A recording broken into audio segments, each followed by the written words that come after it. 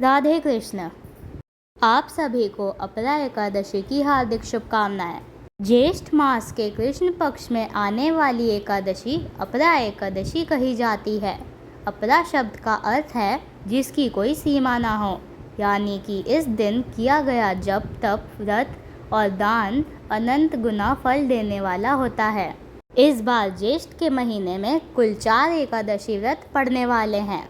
अधिक मास का संयोग भी इस बार ज्येष्ठ मास के साथ हो रहा है, इसलिए ज्येष्ठ का महीना इस बार 60 दिनों की अवधि का होगा। तो ज्येष्ठ के महीने में इस बार अपरा एकादशी और निर्जला एकादशी व्रत रहेंगे। वहीं अधिक मास यानी मल मास की एकादशी, जिसमें पद्मिनी और परम एकादशी इस बार ज्येष्ठ के महीने में पड़ने वाली हैं।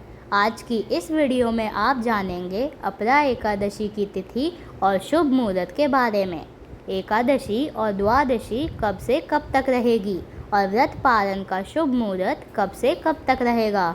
ज्येष्ठ कृष्ण पक्ष एकादशी इस बार 12 मई दिन मंगलवार को दोपहर 2:53 से शुरू हो रही है और 13 मई दिन बुधवार को दोपहर 1:30 पर एकादशी तिथि का समापन होगा। क्योंकि मंगलवार को दोपहर से एकादशी लग रही है, इसलिए उदय तिथि के अनुसार 13 मई बुधवार को इस बार एकादशी का व्रत रहेगा, यानी अपरा एकादशी 13 मई दिन बुधवार को मनाई जाएगी।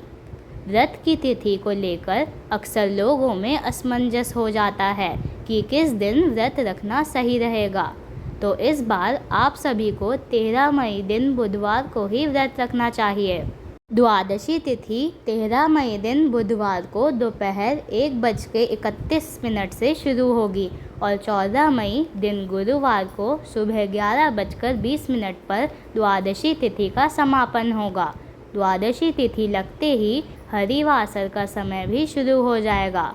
हरिवासर द्वादशी तिथि का प्रथम 1/4 पहर होता है, जिस समय आप भगवान का जितना चाहें जितना हो सके उतना मंत्र जाप, भजन, कीर्तन या कथा श्रवण कर सकते हैं, जो कि अत्यंत शुभ फलदायी होता है। अपरा एकादशी व्रत पालन करने का यानी व्रत खोलने का शुभ मुहूर्त 14 मई दिन गुरुवार को सुबह 5:31 से 8:14 तक रहेगा। व्रत हमेशा निर्धारित मुहूर्त के अंदर ही खोलना चाहिए। एकादशी के दिन चावल या चावल से बनी वस्तुओं का त्याग करना चाहिए।